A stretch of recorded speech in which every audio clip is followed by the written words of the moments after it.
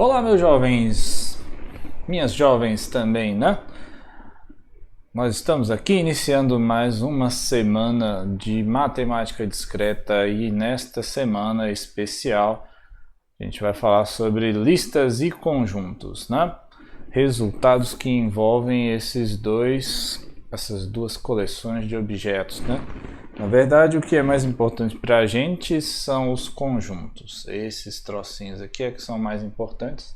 As listas a gente começa mais para tentar entender um pouco como operacionalizar algumas contas, alguns resultados envolvendo conjuntos, beleza? Então, o conteúdo dessa semana vou fazer assim, uma restrição apenas para conjuntos, né? A gente vai focar mais em resultados envolvendo conjuntos, algumas demonstrações e alguns pontos importantes. Então nesse vídeo eu acho que eu vou ficar só até aqui, fazer listas de fatorial para não ficar um vídeo tão longo, né? Coisa demais. E aí nos outros a gente vai para subconjuntos e falar um pouquinho mais desses objetos que a gente utiliza bastante. Aqui eu deixo ainda é a segunda semana, né? Eu vou deixar aqui de lembrete ainda para você ter uma postura um pouco mais ativa, certo? Né? É bom fazer anotações, é bom você gastar uma energia de fato para tentar entender esses conceitos. Aqui eu já deixei a bibliografia, né, que eu estou utilizando para fazer esses slides. Eu estou usando de base o livro do Scheinerman, que é de Matemática Discreta Introdução. Certo? Se você encontrou ele aí na internet ou comprou, ele é um bom livro para a gente aprender matemática discreta. Então vamos lá, né? O primeiro conteúdo, listas. O que diabos são listas, né? Aqui eu botei aqui a definição. Suponha que a gente tem n elementos distintos, né? Uma lista de comprimento k é uma sequência ordenada dos elementos em k posições. Qual é a diferença aqui? A diferença é a sequência tem que ter uma ordem, né? Isso aqui que é importante para uma lista. Então, se a ordem dos... Eita, que a letra tá boa, né? Dos elementos importa, certo? Então, nós temos uma lista. Tá bom? Essa é a coisa mais importante sobre as listas, que é, se a ordem do negócio importa, então você tem o que a gente chama de lista. O exemplo mais simples são as filas, né? Se você muda alguém de posição, você pode dizer que você tem outra fila, né? 5 pessoas vão chegar lá, aí chega você você tem 5 pessoas numa fila, aí chega você. Então a fila é as 5 pessoas e você. Mas agora se tinha apenas 4, você chega e chega outra pessoa, né? A lista tem o mesmo comprimento, mas é outra lista, né? É outra fila, certo?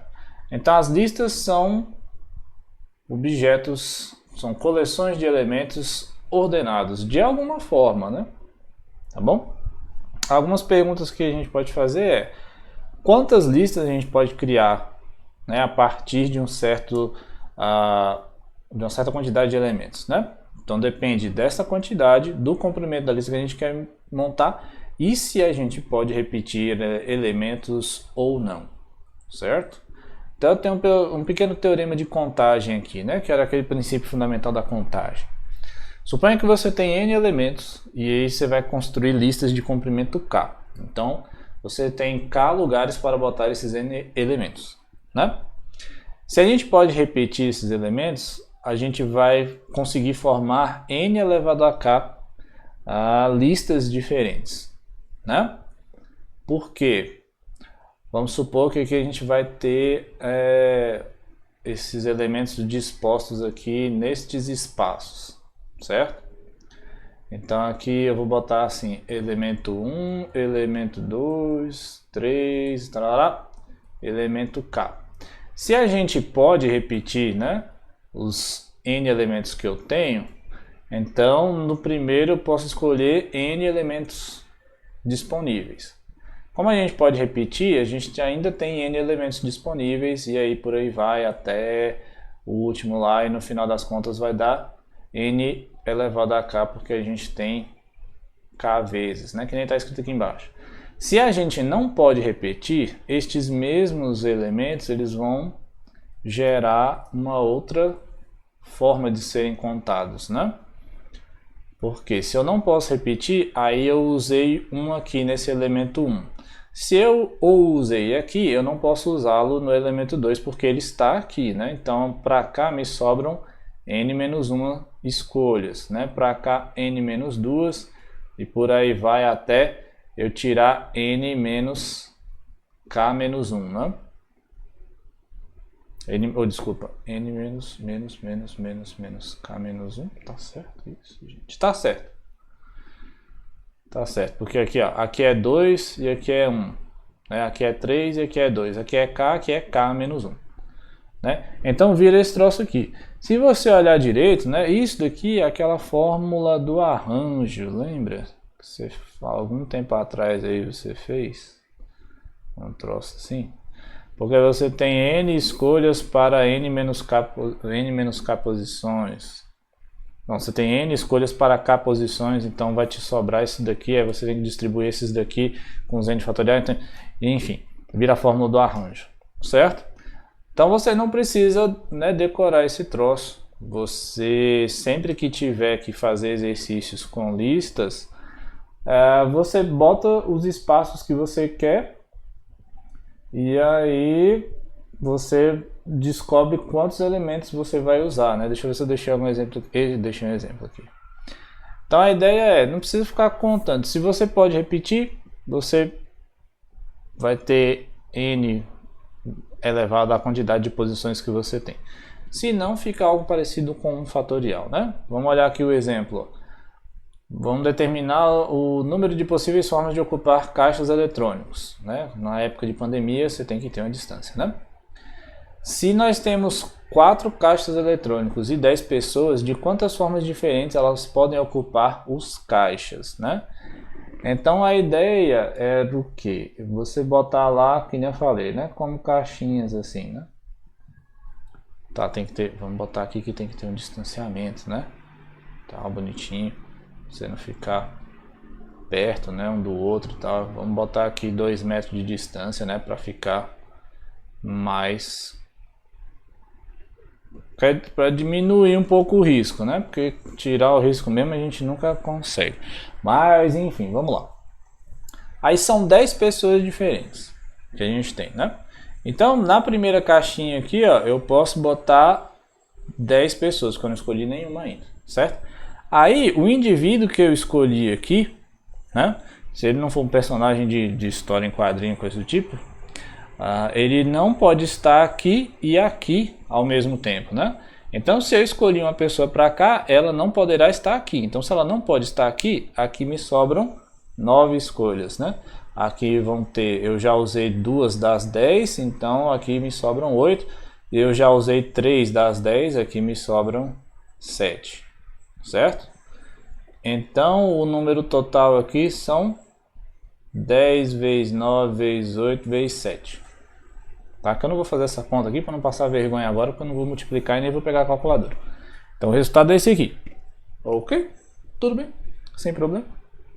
Tranquilão, né? Então listas são isso. Listas são coisas que, se você mudar a ordem, muda o elemento, né? Belezura? Vamos usar aqui então um dos elementos que a gente vai ver algumas vezes aqui em matemática discreta, que é o fatorial, né? O fatorial, ele é quase uma função, ele é uma função, na verdade, dos números naturais para os números naturais, né? Então o fatorial, ele é o produto do n até 1, né? A gente pensar aqui, se a gente botar 4 fatorial, é 4 vezes 3 vezes 2 vezes 1, né? Se você botar 5 fatorial é 5 vezes 4 fatorial, né? Que é 5 vezes 4 vezes 3 vezes 2 vezes 1. E por aí vai, eu acho que você entendeu, né? 6 fatorial é 6 vezes o 5 fatorial, né? Então é 6 vezes 5 vezes 4 vezes 3 vezes 2 vezes 1. Opa, aí eu boto os vezes aqui embaixo que é mais fácil. Pronto, olha aí que bonitinho. né? Isso aqui isso aqui eu não estou fazendo a conta de cabeça não, tá? Isso aqui eu já tenho decorado, é diferente. O 7 fatorial não tem decorado, então não vou multiplicar para não passar vergonha aqui agora, né? Ok.